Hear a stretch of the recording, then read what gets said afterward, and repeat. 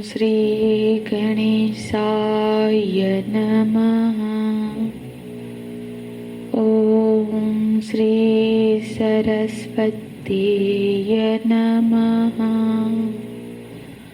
ॐ श्री गुरुभ्यो नमः।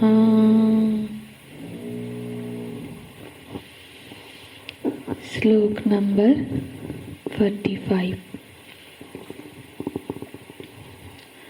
त्रैगुण्य विषया वेदः निस्तैगुण्यो भवार्जुन। निर्द्वन्द्वो नित्यसत्त्वस्थः निर्योगो क्षम आत्मवान्। निर्योगो क्षम आत्मवान्।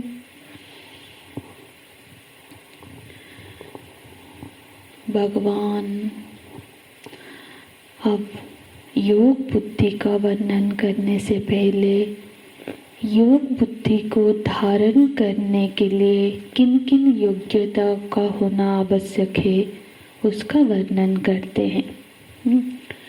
यदि किसी को ऐसा लगता है कि योग बुद्धि तो अति सहज मार्ग है, पर ऐसे ऐसे शर्त बताए हैं, ऐसी ऐसी योग्यताओं की आवश्यकता है। बोलते हैं निस्तै गुण्यो भव। निस्तै गुण्यो भव मतलब जगत को अपने जीवन का अभीष्ट ना बनाओ। निर्द्वंद्वो भव, द्वंद्व में समाज दुनिया में द्वंद्व परिस्थिति में बहुत सारे आएंगे, पर द्वंद्व में उलझ जाएंगे तो योग बुद्धि को धारण नहीं कर पाएंगे। फिर बोलते हैं नित्य सत्वस्थः। नित्य सत्वस्थः भव, निरंतर सत्व गुण में रहो, मतलब निरंतर जागृत रहो, सुखानुभूति में बनी रहे। यदि झगड़ा का, राग द्वेष का, ईर्ष्या का जीवन रहेगा तब तो योग बुद्धि धारण नहीं कर पाएंगे, क्योंकि योग बुद्धि तो उस अंतःकरण में रहती है जो अंतःकरण सत्व प्रधान है। और फिर आगे बोलते हैं निर्योगो क्षमा। अर्जुन निर्योगो क्षम भव, योग क्षम की चिंता से मुक्त हो जाओ। योग क्षम क्या है? भगवान भाष्यकार बोलते हैं अनुपातस्य उपादानम योग। हमारे पास आज जो चीज आज नहीं है उसका प्राप्ति करना ही योग है, वो प्राप्त हो जाना योग है। अप्राप्तस्य प्राप्ति ही योग। और क्षम क्या है?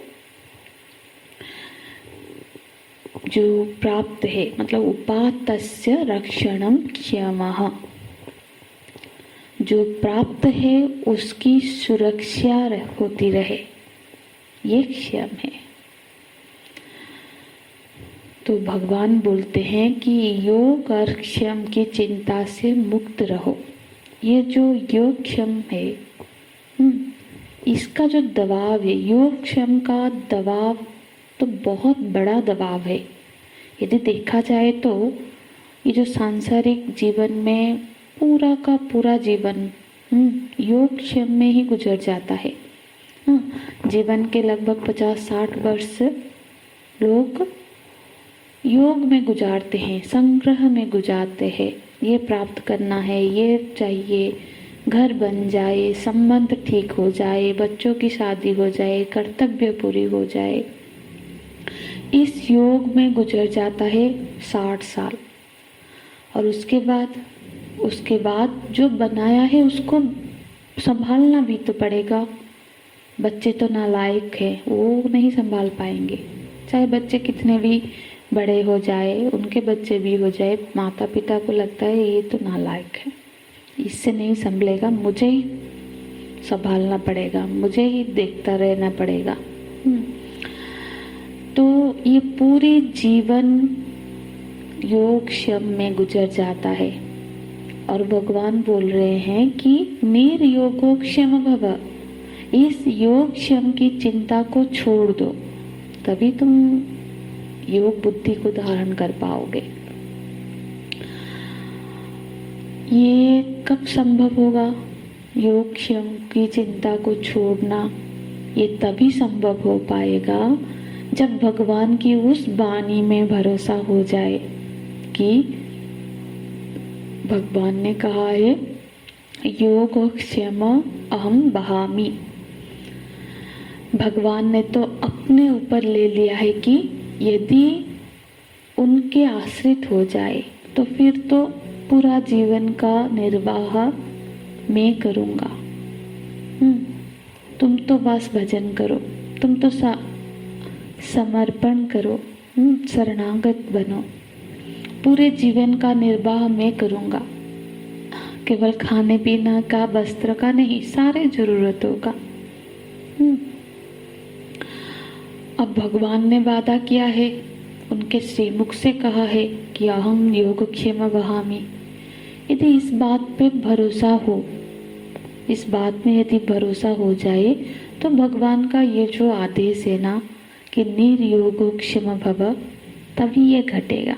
क्योंकि भगवान में भरोसा हो जाए, उन पर समर्पण हो जाए, उनके प्रति शरणागत ही हो जाए, तो फिर तो अपने योगक्षेम की चिंता हमको नहीं सताएगी।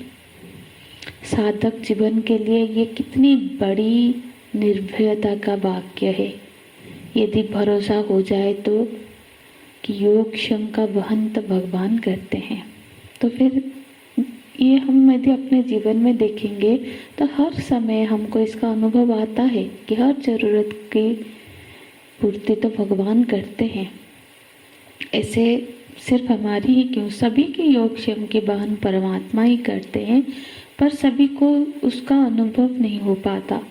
सोचते मेरा तो पेंशन से चलता है, एफडी से चलता है, बच्चों से चलता है। जीवन में भजन हो तो निश्चिंतता आती है। मन लागा मेरे यार फकीरी में। फकीर माने जिसने फिकर छोड़ दिया, वो फकीर है। और यदि भजन नहीं होगा तो फिर तो दुनिया में गुलामी करनी पड़ती है। फिर तो कोई अमीर धनवान व्यक्ति का साथ मिल जाए, कोई ये मिल जाए, जीवन में जरूरत के पूर्ति के लिए दूसरे के आश्रय में रहना पड़ेगा, पर वो जरूरत वहन करते हैं भगवान। तो बस ये भरोसा हो। जैसे एक बार एक महात्मा जी एक गांव में पधारे। महात्मा लोग तो भ्रमण करते रहते हैं, तो गांव में गए तो किसी मंदिर के वहाँ पे ठहरे थे। तो उस गांव की एक धनी सेठ को पता चला, तो वो गए, उनको आमंत्रित किया कि कल हम भिक्षा के लिए हमारे घर पधारेंगे। और दूसरे दिन उन्होंने अपने भाई को भेजा कि जाओ महात्मा जी को लिवा के ले आओ। तो वो तो गए, फिर बोले महात्मा जी आज हमारे यहाँ भिक्षा का व्यवस्था है, आप चलिए। तो उन्होंने कहा अच्छा आज तुम भिक्षा करवाओगे? बोले हाँ, पर आज तो तुम करवाओगे, फिर कल कौन करवाएगा? तो बोले कल का हमको क्या पता, आज तो हमने किया है। बोले नहीं नहीं, तुम जब तक नहीं बताओगे हम नहीं आएंगे, कल कौन करेगा? तो बोले ये कैसी बात है? वो फिर अपने भाई के पास गए, बोले कि वो ऐसा पूछ रहे हैं। और उनके भाई फिर वहाँ आए, उनको भी उन्होंने वही पूछा।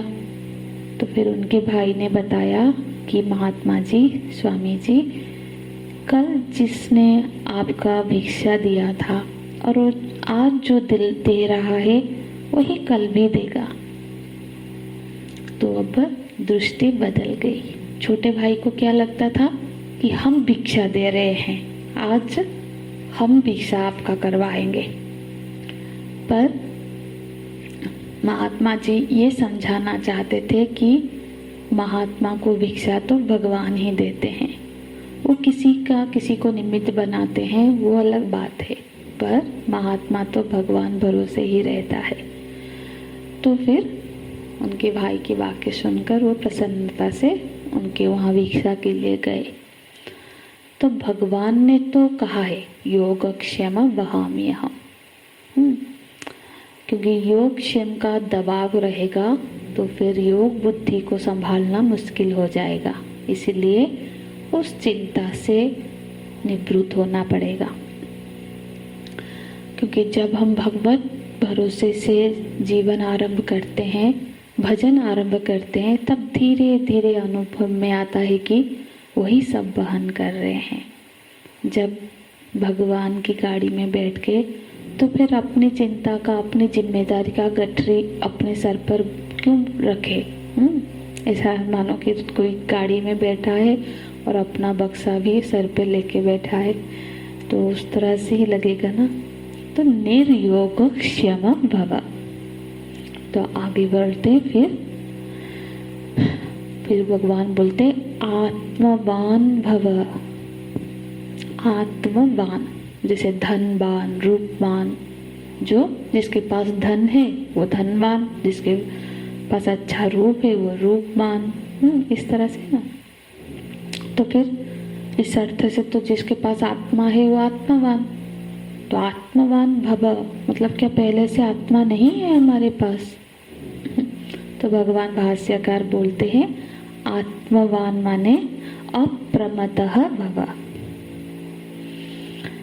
माने जीवन में प्रमाद नहीं होना चाहिए। प्रमत माने क्या?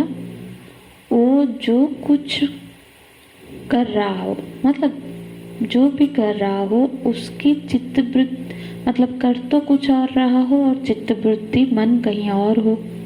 शरीर तो सत्संग में प्रवचन में बैठा है पर मन कहीं और घूम रहा है, यहाँ क्या बोला जा रहा है कोई ध्यान नहीं, तब तो वो आत्मवान नहीं है। मतलब उतनी देर के लिए तो उसके पास वो आत्मा मतलब मन, उसका एकाग्रता नहीं है। भगवान बोलते हैं कि हर वक्त जहाँ हो वहीं रहो।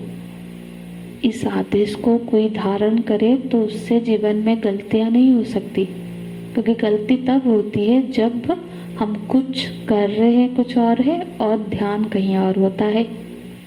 यदि सूक्ष्मता से हम अपने क्रियाओं को निरीक्षण करेंगे तो देखेंगे कि दिन भर में हम ज़्यादातर समय हम कार्यों को बिल्कुल एकाग्रता से नहीं करते। भोजन कर रहे होंगे और कुछ सोच रहे होंगे, टीवी देख रहे होंगे, ध्यान कहीं और है। तो भोजन का स्वाद क्या है, उसका रस है, उसमें हमारा ध्यान भी नहीं जाता है। तो अधिकतर समय ऐसा होता है कि हम कुछ और कर रहे होते हैं और हमारी चित्त बुद्धि कहीं और होती है। इसलिए भगवान बोलते हैं आत्मवान भव, माने सतत सावधान रहो। तो भगवान बोलते हैं यदि सतत सावधान रहोगे तभी योग बुद्धि को धारण कर पाओगे। नित्य निस्तेय भव, निर्द्वंद भव, नित्य सत्वस्थ भव, निर्योगक्षम भव, आत्मवान भव। इन सारे योग्यताओं का अधिकारी होंगे तभी योग बुद्धि को धारण कर पाएंगे। ओम तत्सत। ओम पूर्णमदः पूर्णमिदं पूर्णात् पूर्णमुदच्यते पूर्णस्य पूर्णमादाय पूर्णमेवावशिष्यते। ओम शांति शांति शांति। हरि ओम। श्री गुरुभ्यो नमः। हरि ओम।